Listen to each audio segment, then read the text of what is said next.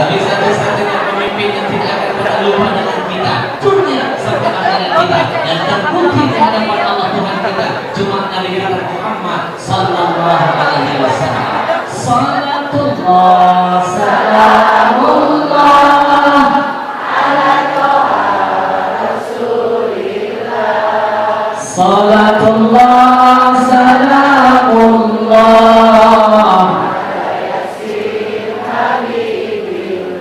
Coba lihat genteng kenapa bisa nongkrong di atas, itu karena ada jasa tiang siap menjadi penahannya. Tidak mungkin ada Presiden Jokowi kalau bukan rakyat memilih. Tidak mungkin gubernur, bupati, wali kota ada kalau bukan ada rakyat yang memperjuangkannya. Tidak mungkin ada pemimpin kalau bukan karena rakyatnya. Bahkan maaf, di masjid saja tidak mungkin ada orang yang dipanggil Pak Imam, Pak Imam, kalau bukan karena ada orang di belakangnya yang mau dipanggil jadi Pak Makmum. Bahkan saya yang bodoh ini mana mungkin dipanggil orang ustaz, kalau bukan karena jasa bapak, ibu yang masih mau mendengarkan ocehan saya. Coba kalau saya ngoceh sendirian, orang nggak manggil saya ustaz, manggilnya apa? Sopan banget ya. Makanya dalam konteks perusahaan, maaf, di sini ada karyawan, ada atasan. Bu, atasan tidak mungkin bisa mendapatkan hasil maksimal, penghargaan, pujian kalau bukan karena kontribusi karyawan. Betul? Begitu juga sebaliknya, karyawan tidak akan mungkin makmur, bahagia hidupnya kalau bukan karena kesejahteraan yang diberikan oleh atasan. Betul? Maka saya mau titip pesan, yang atas jangan lupa dengan yang di bawah. Yang di bawah hargai orang-orang yang di atas, biar perusahaan makin berkah, insya Allah. Ini mohon maaf ya, atasan ban bawahan gak bisa dipisah. Kalau dipisah kacau. Contoh, bapak masuk kantor pakai atasan, bapak di bawah. Saya bingung melihatnya. Atau sebaliknya, Pak, karyawan-karyawan bapak yang perempuan masuk tempat kerja cuma pakai bawahan, Pak, gak pakai atas. Tolong saya kita, Pak. Betul? Analogi sederhana ini mengajarkan kepada kita bahwa atasan, bawahan harus asam, asih, asuh. Pimpinan dan karyawan harus terjalin komunikasi yang indah biar hidup perusahaan jadi berkah, insya Allah. Bawahan harus ikut arahan atasan, atasan harus mengerti apa kemauan bawahan, insya Allah jadi berkah. Amin ya rabbal. Saya mau nambahin sedikit buat semua saudara-saudara saya. Bu, salah satu yang membuat Indonesia sering tertinggal adalah kita terlalu banyak menuntut tapi tidak banyak memberi. Betul? Nih contoh, pimpinan nuntut banyak dengan karyawan tapi sedikit pengertian. Begitu juga sebaliknya, karyawan terlalu banyak nuntut kepada perusahaan tapi nggak pernah bertanya dalam dirinya apa yang sudah dia berikan untuk perusahaan. Makanya,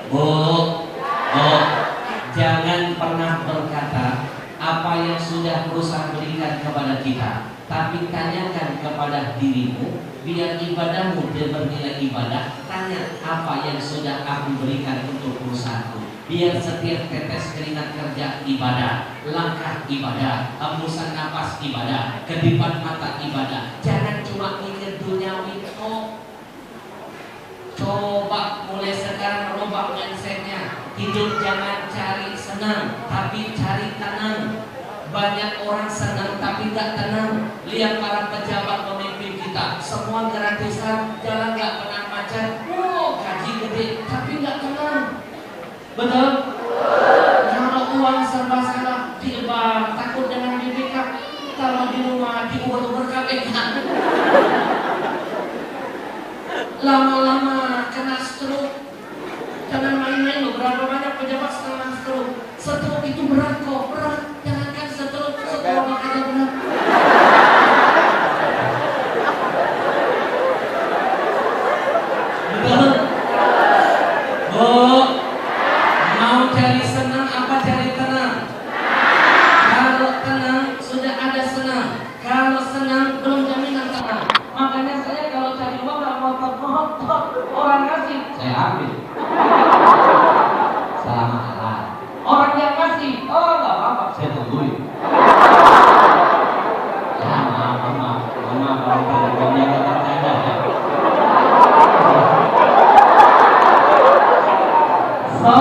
Salatullah salamullah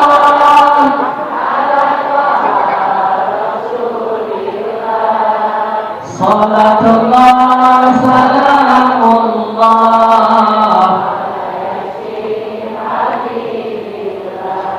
Usaha apapun jangan ngincar untung, tapi lupa meraih berkah. Kalau untung belum tentu ada berkah, tapi kalau berkah sudah dijamin ada untung di dalamnya. Bu, sama seperti umur, jangan minta panjang tapi nggak ada berkah. Buat apa umur panjang tapi nggak bermanfaat bagi umat? Jangankan buat orang lain, buat dirinya aja nggak bermanfaat. Itu namanya bagaikan bangkai berjalan di hadapan Tuhan. Lebih baik punya umur singkat tapi berkah, sekalipun sudah tiada, jasad dalam kubur karyanya masih dikenal dan terasa hadir di hati orang-orang yang hidup. Lihat sahabat saya Uji, walaupun sudah meninggal, lantunan suaranya yang indah, nasihatnya terus beredar di mana-mana. Lihat dari hadis Sayyidina Zaid, berapa banyak amalnya akan terlalu ngalir sampai hari kiamat. Dan ini yang saya maksud berkah. Betul? Berkah pasti ada untung belum tentu berkah. Saya kasih contoh, Pak. Saya punya teman kenalan di Kalimantan, kurang hebat apa, Pak? Penghasilannya tiap bulan 60 miliar. Usahanya punya batu bara. Baru punya batu bara sudah kaya begitu loh. Belum punya batu nisan. Baru batu bara. Sekarang ini Indonesia kan lagi demam batu, Pak. Betul? Lagi demam batu. Saya kalau ceramah kemana-mana biasanya kalau ceramah ke daerah Garut dikasih dodol. Sekarang udah nggak dikasih makanan, batu. Sejak kapan saya makan batu? Kadang di tempat lain dikasih kadang-kadang makanan di Palembang pempek. Sekarang kalau di pempek batu. Sekarang di mana-mana batu. Kemarin saya dikasih batu gede, saya pulangkan dengan batu nisan. Bapak Ibu tahu nggak batu yang paling disukai Jokowi apa? Bukan bulu sakit. Gak tahu kan? Batu yang disukai Jokowi adalah bulu sultan. Salatullah salamullah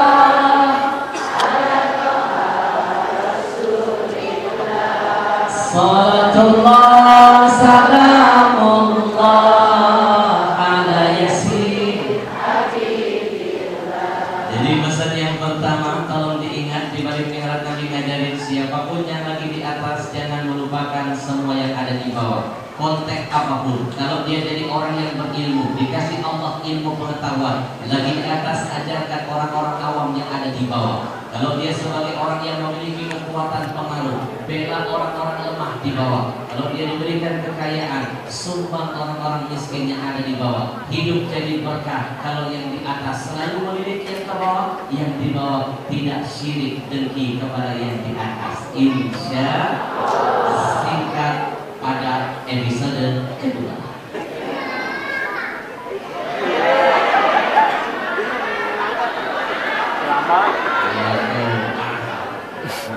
Sudah setengah jam berlalu tanpa terasa. Masih mau terus?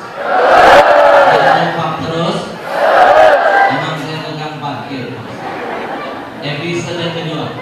Ketika Nabi Sallallahu Alaihi Wasallam dimi'rajkan Allah, adik manis, Nabi diterbangkan dari bumi, naik menembus 7 lapis langit itu, dan Nabi dipertemukan Allah dengan nabi-nabi yang lebih senior. Mulai dari langit pertama dipertemukan Allah dengan Nabi Adam alaihissalam, sampai langit ke-7 ketemu dengan Nabi Ibrahim alaihissalam. Pertanyaannya, begitu Nabi yang masih muda ketemu dengan yang lebih tua, Nabi yang junior ketemu yang senior, apa yang Nabi lakukan? Yang muda memberikan penghormatan kepada yang tua. Ini yang sekarang hilang di negeri kita, Pak. Yang muda gak hormat kepada yang tua tidak pandai merangkul yang muda. Betul? Bahkan maaf, Nabi sempat berdiskusi dengan Nabi Musa. Nabi yang muda minta pendapat kepada yang tua Nabi Musa tentang perintah sholat yang Nabi dapat sekian puluh rakaat setiap harinya. Bu, sekian dulu waktu. Ini pesan buat yang muda-muda. Kalau mau apa-apa, ajak bicara dulu dong yang tua-tua. Ini pesan buat karyawan. Kalau mau apa-apa, jangan main demo-demo. Ya, ajak bicara dulu dong pimpinan dan atasan. Biar hidup jadi berkah. Insya. Jadi kadang-kadang orang Indonesia bekerjanya pakai otot, nggak pakai otak. Yang penting ikut. Betul, dikit-dikit ikut. Nanti kalau sudah sengsara semuanya jadi sengsara, betul? Betul. Ini namanya tinggal laku orang Yahudi. Bu, kalau perusahaan sudah bisa memberikan manfaat kepada kita, berapa banyak perusahaan memberikan manfaat, bukan cuma hanya kita, anak, istri, cucu kita bisa makan dari sini. Sudah seharusnya kita berterima kasih. Dengan terima kasih, nanti satu persatu nikmat Allah berikan untuk kita. Kalau nggak pandai berterima kasih, demo sana, demo sini, satu persatu nikmat Allah cabut, Allah ganti dengan asap dan bencana. Boleh jadi hidup ke depan jadi sengsara. Na'udzubillah min. Urusan harus ngerti maunya karyawan. Karyawan harus paham keadaan perusahaan. Hidup jadi berkah. Kalau yang muda menghargai yang tua merangkul yang muda. Insya Allah. Ini pesan kedua di balik mihrab buat adik-adik saya yang hormati yang tua. Karena mohon maaf, sekarang Indonesia zaman krisis, nggak kayak zaman saya dulu, Pak. Orang kita zaman dulu waktu masih muda, ibu masih ingat gak? Kalau lewat di salah satu jalan, di depan ada orang tua, jalan tertatih-tatih begini, kita yang muda gak berani motong jalannya. Pamali, kita jagain tungkong-tungkong dari belakang sambil begini. Takut ketiup angin. Bandingkan dengan akhlak anak muda zaman sekarang. Ada orang tua di depannya, jalan tertatih-tatih begini, bukan cuma dipotong, tapi plus ditabrak. Padahal yang tua-tua begitu tidak perlu ditabrak, tunggu waktu doang. Bapak masih ingat zaman kita dulu, kalau berisik masih kecil, orang tua nggak perlu pakai cubitan. Orang tua cukup ngasih kode, matanya melotot mandang ke kita, kita sudah paham lalu diam. Orang zaman dulu, Pak, yang muda-muda cukup begini doang. Bandingkan dengan anak zaman sekarang, nggak takut dengan yang tua, berisik kita pelototin. Dia jawab apa nih? Galakkan dia ketimbang kita. Betul? Sekarang krisis yang muda tidak hormat kepada yang tua, maka tidak heran bencana terus melanda ke negeri kita.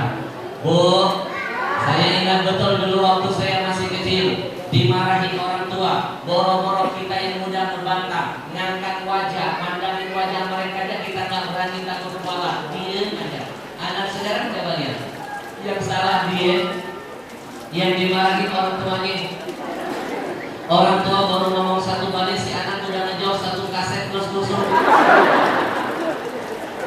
Betul? Dek, saya dulu pernah seumur kalian loh. Saya pernah main bola di tengah lapangan. Waktu main bola azan berkumandang saya belum pulang. Ibu saya marah, keluar dari rumah. Gak kayak ibu-ibu zaman sekarang teriak-teriak manggilin anaknya pakai gaya Tarzan. Ibu saya gak pakai teriakan, cukup keluar dari rumah, berdiri di pinggir lapangan, hanya dengan tangan gaya begini sudah bikin saya anaknya keringetan. Ibu saya cukup begini, gaya ada magnet menarik saya, Pak. Saya langsung mendekat, menundukkan kepala, siap diomelin oleh ibu saya. Ibu saya langsung berkata, "Nah, kamu tahu kenapa ibu gak pakai teriakan? Ibu malu dengan Allah. Teriakan azan, panggilan sholat, menghadap Tuhanmu saja kamu abaikan, apalagi teriakanku. Sekarang nak, kamu pulang ke rumah, dirikan sholat. Sekarang pulang kamu nak." Sebelum pulang saya dipeluk, dibacakan doa di kuping saya. Doanya diambil dari Al-Quran, lalu diartikan, langsung menusuk ke hati saya. Apa doanya? Rabbi habli minas salihin. Ya Allah, jadikan anakku menjadi anak yang soleh. Dengan ayat ini nangis terseduh-seduh, langsung pulang, gak banyak bicara. Besok teman main bola saya terheran-heran bertanya, "Hebat ibu, tinggi ilmunya, baru diginiin saja kamu semua." Baru dibacakan Al-Quran ayat di kupingmu kamu nangis-nangis? Saya jawab, oh, kuping dikurani, kaki sebenarnya dicubit.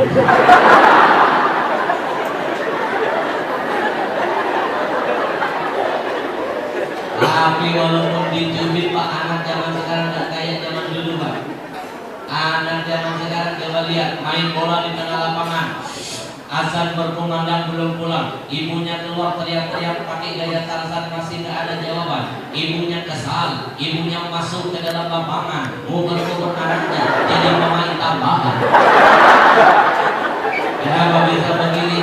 Krisis akhlak yang muda, tidak hormat kepada yang tua, istighfar kepada Allah. Astagfirullah.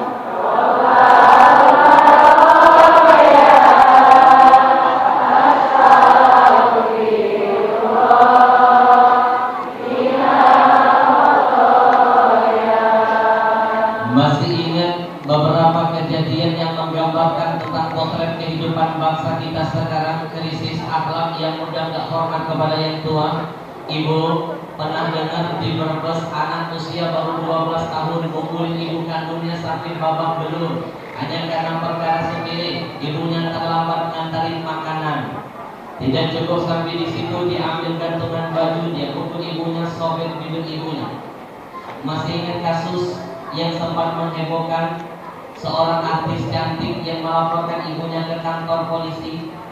Buat apa cantik fisiknya kalau jelek akhlaknya? Lebih baik jelek fisiknya asal indah akhlaknya. Karena Allah gak lihat fisiknya, Allah lihat hati dan perbuatannya. Masa ibu kandung sendiri dilaporkan terancam di penjara? Mikir, kata Cak Lontong.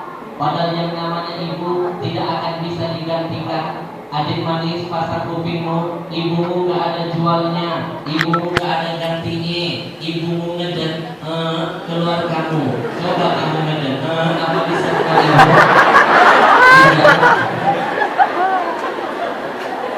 ibu ngeden keluar apa? Anak ngeden keluar apa? Bisa dibahas.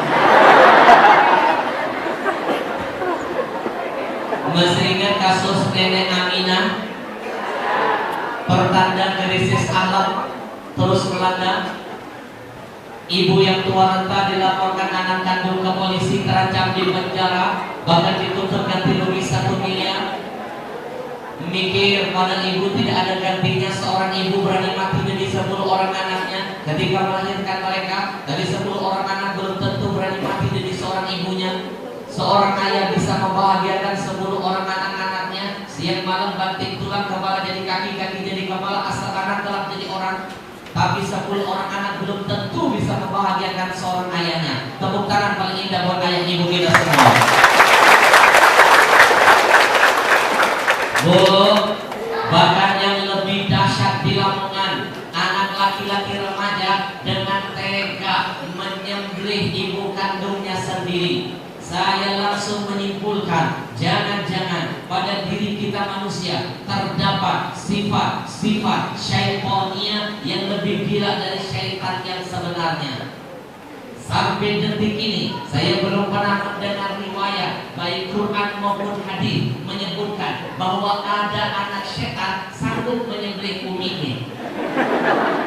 Anak manusia banyak. Berarti suka tidak suka kita kadang-kadang lebih gila dari setan, betul?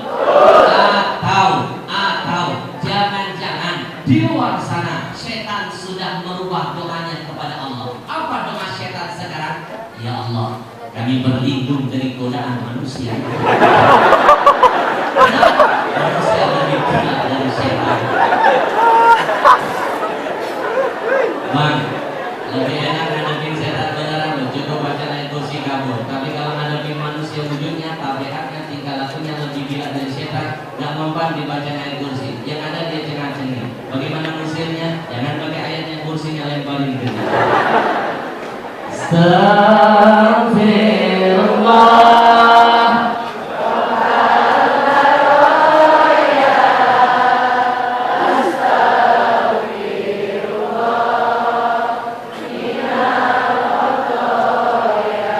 Itulah sebabnya saya menghadirkan sebuah buku. Ketika saya tabligh akbar di sebuah